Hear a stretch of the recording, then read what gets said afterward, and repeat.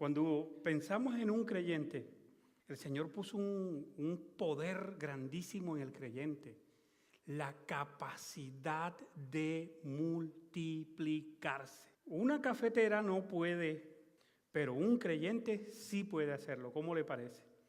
Vamos a terminar la saga de hoy. Recuerde el tema que estamos tratando. ¿El creyente es un pescador de almas o un pecador sin almas? Usted tiene que definirse. Un creyente tipo cafetera que solo consume y no produce, o un creyente tipo planta que se multiplica. Lo estamos mirando a través del libro de Lucas capítulo 5, ¿lo recuerda? Lucas capítulo 5, versículos 8 al 11.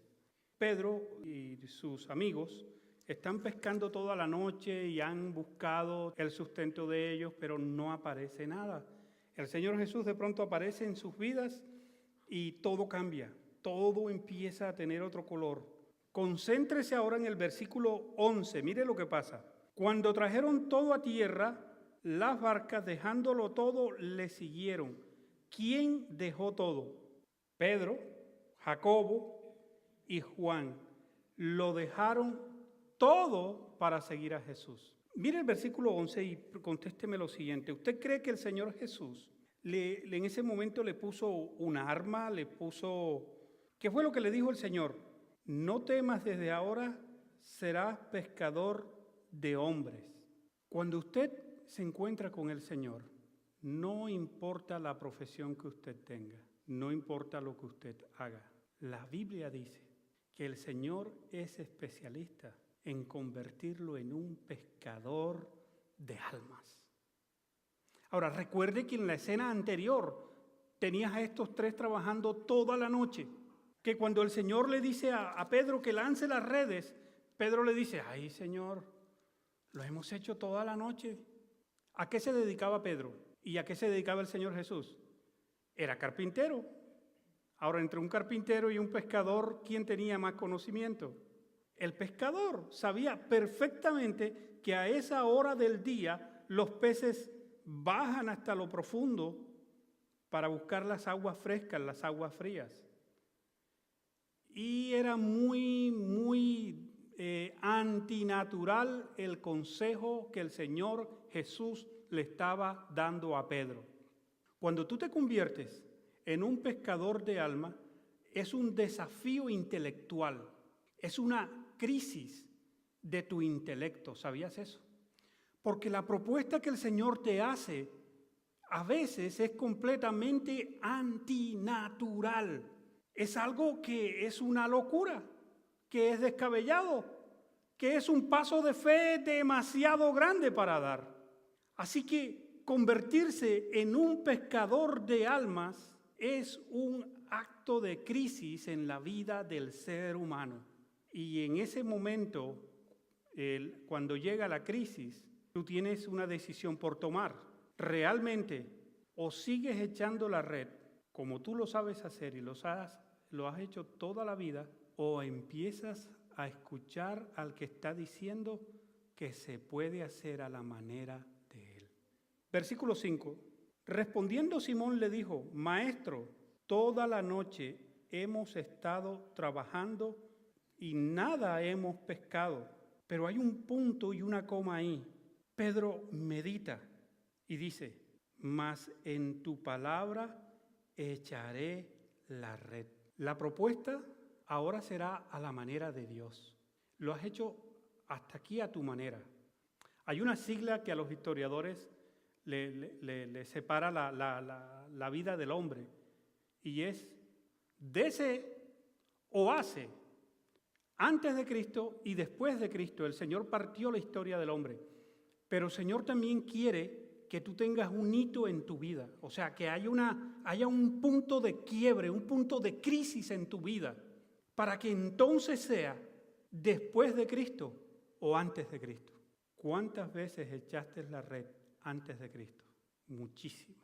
Ahora, nótese esto, que de esa red que Pedro estaba echando dependía el sustento, la vida de él y de su familia. Recuerden que Pedro al parecer era un hombre casado, ¿no? Y decimos que es un hombre que al parecer era un hombre casado porque tenía suegra. Y tenía a la suegra viviendo en casa. Y tener a la suegra viviendo en casa, hay que mantener la nevera full, ¿verdad? Hay que estar manteniendo la apariencia siempre para que no se diga, sí vio mi hija, yo se lo dije. Entonces, Pedro, de él dependían muchas personas. Además de eso, tenía de socio a 2 amigos más, Jacobo y ¿quién más? Y Juan. O sea que tenía una microempresa de la que dependía la familia de Jacobo, la familia de Juan y la familia de él. Si entiendes que era una crisis económica, ¿por qué crees tú que Pedro estaba pescando en overtime? Toda la noche. ¿Porque le abundaba el dinero? Porque necesitaba hacer más dinero, porque había muchos que dependían de él. Ahora, ¿te puedes imaginar 35 echadas después, la última, la vencida? Esta es la vencida, la de irnos. ¿Y qué va? Pero sí había una constante. ¿Sabe cuál era la constante? Las deudas que Pedro tenía que pagar, que no las vemos ahí, pero seguro que había una cantidad de cuentas por pagar y una crisis familiar y económica que estaban amarrando el corazón de Pedro. Cuando el Señor Jesús le dice a Pedro que eche la red, es un desafío intelectual y económico. Pero el Señor Jesús le está diciendo que lo haga. Mira cómo se refiere Pedro al Señor Jesús. ¿Cómo se refiere a él? En el versículo 5 le dice, maestro. O sea, hasta ese momento Jesús era un tipo buena gente. Le caía bien y hasta era un maestro. Pero en el versículo 8, mira ya cómo se refiere al Señor. Señor. ¿Notas? En el versículo 8, ya Pedro le dice, apártate de mí, Señor. Mientras que en el versículo 5 lo llama maestro. Me hace pensar en lo siguiente. El Señor nos hace la propuesta a que nos convirtamos en pescadores de hombres. Y es un desafío, es un reto para muchos que incluso no dan el paso. Algunos se quedan en su comodidad, en lo que conocen, en yo no puedo, yo no soy así, a mí no me sale, no es mi don. Y esa es su zona de confort, su zona segura. Pero el Señor le está haciendo un llamado a los que quieran salir de esa zona de confort, pero se tienen que encontrar con Jesús, ya no como maestro, sino como Señor. Versículo 8. Pedro está aniquilado, impresionado. ¿Sabes qué fue lo que le impresionó a Pedro? Que lo que se enseñoreó de él, que era el mar de Galilea, se había enseñoreado de él, no se enseñoreó de Jesús. Cuando Pedro ve que hay un ser que puede controlar los peces, que puede controlar el lago, que puede controlar las circunstancias adversas y antinaturales, entonces llega a una tremenda conclusión.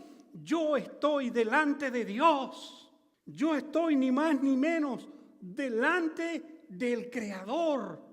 Y ustedes ven cómo cae de rodillas en sumisión absoluta a este ser que está delante de él. Y hay algo poderoso en Dios, que entre más tú conoces a Dios, sabes cuán indigno eres tú. Pedro está en esa encrucijada y lo único que alcanza a balbucear es ¿qué le dice al Señor Jesús? Aléjate de mí. ¿Por qué? Porque es pecador. La conciencia de su naturaleza le viene cuando descubre que está ante el Creador de los cielos y de la tierra.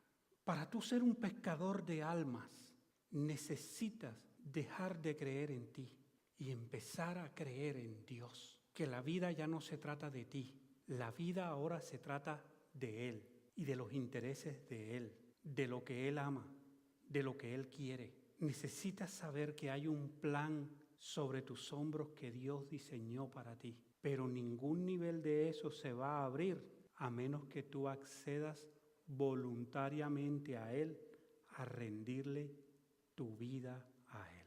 La microempresa de Pedro ese día quebró. todos los trabajadores se fueron con Jesús.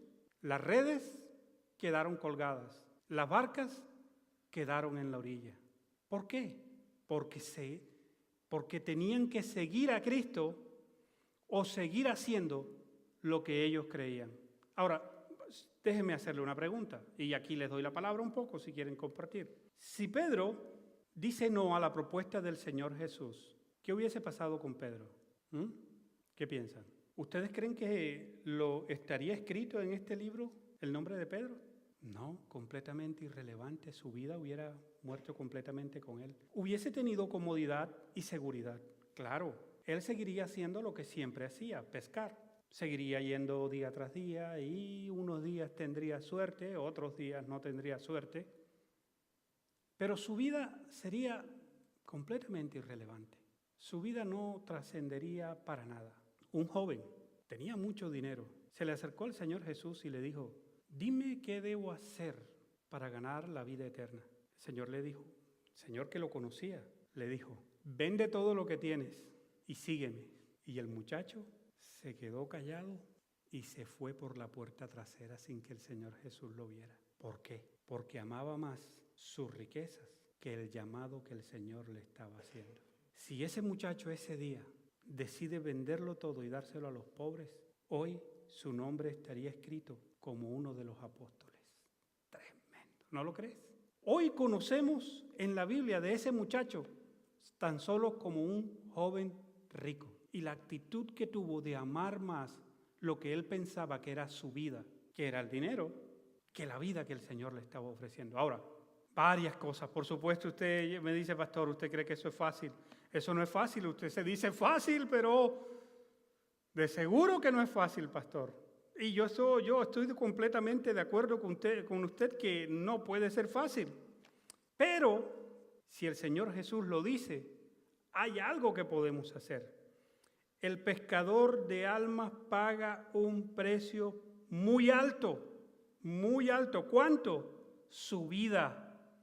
Pedro dejó todo.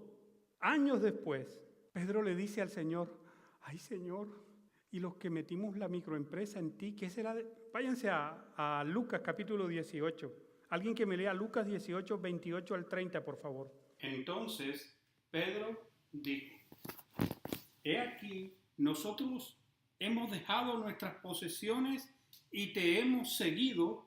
Y él les dijo: de cierto os digo que no hay nadie que haya dejado casa o padres o hermanos o mujer o hijos por el reino de Dios, que no haya de recibir mucho más en este tiempo y en el siglo venidero la vida eterna. Amén. Piensa esto: Dios te llamó a ser participante de sus filas de segadores de alma. Imagínate que tú tienes una finca donde las manzanas están listas para ser cosechadas, ¿de acuerdo? Y tú contratas a muchos trabajadores para que recojan la siembra, ¿de acuerdo? Pero al caminar por ella, te encuentras con muchos trabajadores con las manos metidas en los bolsillos, mientras que la semilla, la cosecha, se echa a perder en los árboles. ¿Tiene sentido? No tiene sentido. El Señor te llamó como uno de sus pescadores de alma, como uno de sus cosechadores de alma. Lo que sucede con esto, iglesia, escúchenme bien, lo que siempre les he dicho y les recuerdo, que usted necesita, el creyente contemporáneo necesita ser muy avisado en esto, porque la iglesia contemporánea está cargada de muchos elementos que no pertenecen a la iglesia. Una iglesia se compone de, aunque no me lo crea, creyentes, trigo y cizaña. Conviven, están ahí. Por eso digo que la iglesia del Señor es invisible. Nadie sabe realmente a ciencia cierta quién es creyente. Ahora tampoco nadie sabe quién es cizaña. Pero de los creyentes, el Señor los llama a ser pescadores de alma, pero hay algunos creyentes que están siendo distraídos de su misión principal. ¿Con quiénes? con los que no le interesa ni quieren que usted coseche alma. Primera de Juan, capítulo 2, versículo 18 al 20. ¿Alguien quiere leerlo? Es un texto bien interesante para tener en cuenta lo que les estoy hablando. Primera de Juan, capítulo 2, versículo 18 al 20. ¿Alguien lo quiere leer, por favor? Dice: hijitos, ya es el último tiempo, y según vosotros oísteis que el anticristo viene, así ahora han surgido ¿cuánto? Muchos anticristos. Por esto conocemos que es el último tiempo. ¿Salieron de dónde? ¿De dónde? De nosotros. Pero no eran de nosotros, porque si hubiesen sido ¿de quién?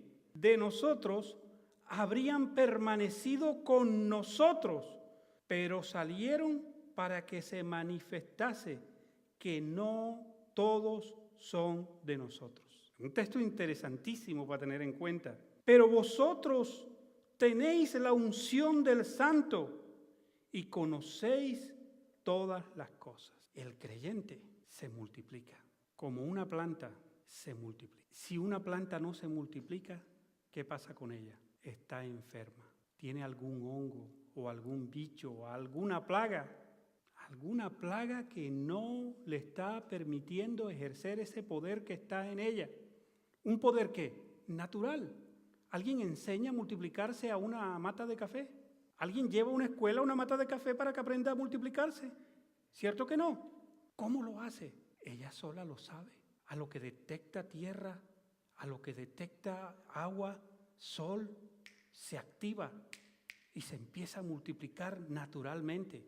Es completamente antinatural que algo vivo no se multiplique. O está enfermo, es decir, tiene una plaga en su raciocinio, en su intelecto. Está siguiendo el ejemplo de los anticristos. Bueno, algunos están esperando el anticristo del 6.6. Pues quiero decirle algo, que hay muchos anticristos entre nosotros. ¿Qué es anticristo? Alguien que no le presta atención lo que a Cristo le interesa. Y recuerde que tiene la preposición anti, que es contra Cristo. Anti. Escúcheme, le voy a decir lo siguiente. Jesús dijo: el que no está conmigo es contra mí. ¿Sí o no? El que no está recogiendo con el Señor está desparramando la cosecha. Usted dirá: bueno, este pastor no salió radical, pero es que las cosas hay que decirlas tal cual como están las Escrituras. Yo tengo que decirles eso. Si usted no está cumpliendo con el multiplicarse, usted está incurriendo en un grave pecado. Ahora, es mi deber como pastor tratar de sanarlo, de curarlo, porque tal vez hay una plaga en su mente, en su alma. Tal vez la plaga que desatan los anticristos entre nosotros, que no les interesa el Evangelio, que no les interesa lo que a Cristo le interesa. Pero los que son hermanos en la fe y los que son hijos del Señor, les interesa y mucho. ¿Cuánto? Hasta su vida propia. Pedro, después que vio a Jesús, que era el Señor, y en Mateo 28, mire, el Señor Jesús ya se va, y es la última recomendación que les está dando. Ok, el Señor Jesús está a punto de irse, ¿de acuerdo? Está en Mateo 28, está a punto de irse y está dando las últimas indicaciones. Mateo 28, versículo 16. Pero ¿quiénes? Los 11 discípulos se fueron ¿a dónde? A Galilea, al monte donde Jesús les había ordenado. Y cuando le vieron, le adoraron. ¿Por qué le adoraron? Porque era Dios. Los testigos de Jehová dicen que Jesús era un ángel. Lo lamento, los ángeles no reciben adoración. Jesús recibió la adoración porque era Dios. Le adoraron. Pero algunos, ¿qué pasaba con ellos? Dudaban. Algunos estaban AC todavía, antes de Cristo. Antes de Cristo, o algunos veían a Jesús como maestro todavía. Pero Jesús les cura el alma con la siguiente expresión y les dice: Jesús se acercó y les habló diciendo: ¿cuánta? Toda potestad me es dada en el cielo y en la tierra. ¿Cuánta autoridad le fue dada a Jesús? Toda. ¿Dónde? En el cielo y en la tierra. La capacidad de romper lo natural, de convertir lo que no es en lo que es. La capacidad de hacer cualquier cosa que quiera, cualquier cosa, lo inimaginable. Él es capaz de hacerlo, porque toda la potestad, todos los reinos se inclinan ante este ser tan maravilloso. Fue la misma revelación que Pedro tuvo, que por eso cayó de rodillas y le adoró. Aquí estos le están adorando y Jesús les está diciendo, escúchenme, estas son las últimas palabras. Y lo que yo les quiero decir es que yo tengo el poder absoluto. Y todo ese poder absoluto lo voy a transferir a ustedes. Toda potestad me es dada en el cielo y en la tierra. Por tanto, id y haced discípulos. Escúchenme, en los idiomas vernáculos, en el griego, este id tiene una implicación más grande. El id se queda solamente en ir a un lugar, ¿de acuerdo? Pero en el griego se amplía la expresión. Ese id tiene que ver mientras vivan, mientras vayan a sus trabajos, mientras estén incrustados en una casa, mientras vivan, hagan discípulos. Pastor, que yo me quiero ir de misionero a África. Vete de misionero a tu trabajo. Demuéstrame que eres capaz de pescar almas aquí en tu trabajo. Demuéstrame que puedes tener discípulos ahí en tu vecindario. Y después te mandamos a África, ¿no te parece? Algunos quieren servir al Señor en el templo como levita a tiempo completo. Usted tiene que mostrar pasión por las almas primero. Se trata de que el Evangelio sea algo vivo y efervescente en tu vida. Que como cuando abres una soda que chispea y llena a todos los que le rodean. De eso estamos hablando. Que sea una vida chispeante, que rebose para vida abundante a todos los que le rodeen. Por tanto, mientras vivan, hagan discípulos. Aquí hay un pequeño clic que tenemos que hacer. La iglesia contemporánea se ha quedado en hacer creyentes. No tengo tiempo, pero en el libro de Santiago nos habla que los demonios también son creyentes. ¿Sabía eso? Escúcheme, los demonios también creen y tiemblan ante Dios. Yo se lo puedo demostrar, después le damos más tiempo. ¿Cuál es la diferencia entre esa fe que tienen los demonios en el Señor Jesús? ¿Usted cree que Satanás no cree que Dios existe? Claro que él sabe que existe, o sea que él cree y tiembla, los demonios creen y tiemblan. Sin embargo, la diferencia entre un demonio que cree y tiembla y un creyente está en la obediencia. Los demonios, aunque creen, no obedecen al Señor Jesús. El creyente cree y obedece. Esa es la diferencia. Discípulos tiene que ver con enseñar a alguien a mi sombra. Que tú compartes la vida con alguien y le modelas la vida a alguien. Ustedes han visto que hoy están las modelos de Christian Dior, de Versace, yo qué sé, tanto, y modelan la ropa de ellos. Bien, modélales a Cristo, mira cómo es. Que ellos se enamoren. Alguien dijo, predica a Cristo y solo si es necesario, utiliza las palabras. La vida, el modelo de tu vida impacta más al no creyente que cualquier cosa que le puedas decir. ¿No te parece? Lo que haces, hable tan fuerte que lo que dices no se escucha por el testimonio de lo que haces. Viva su vida de ahora en adelante para llevar almas al Cordero de Dios. Que el Señor llene su vida, que el Señor le multiplique. Concluimos con este texto en el libro de Hechos, capítulo 1, versículo 8. Pero recibiréis poder cuando haya venido sobre vosotros el Espíritu Santo. Y me seréis testigos en Jerusalén, en toda Judea, en Samaria y hasta lo último de la tierra. Recibiremos poder. ¿Para qué? Para ser testigos de Él. O sea, ¿qué es lo que yo te estoy diciendo? Si tú proclamas que tú tienes al Espíritu Santo, lo que comprueba que el Espíritu Santo está en ti es que tú eres capaz de hacer discípulos, que tú eres capaz de multiplicarte. Es vergonzoso que un creyente lleva 30 años, 20, 5, un año y todavía no ha dirigido un solo alma a los pies de Cristo. Eso es vergonzoso. Yo le aseguro que esa matica en un año ya se ha multiplicado. Esta mata que yo traje es hierba mala, de esa que nace en las fisuras. Esa matica en un año ya se ha multiplicado. ¿Por qué si ese poder reposa sobre usted, a menos que no esté reposando, no se está expresando en multiplicación? Dos cosas. Si el Espíritu Santo está sobre usted, le ha dado poder para ser testigo. ¿En dónde?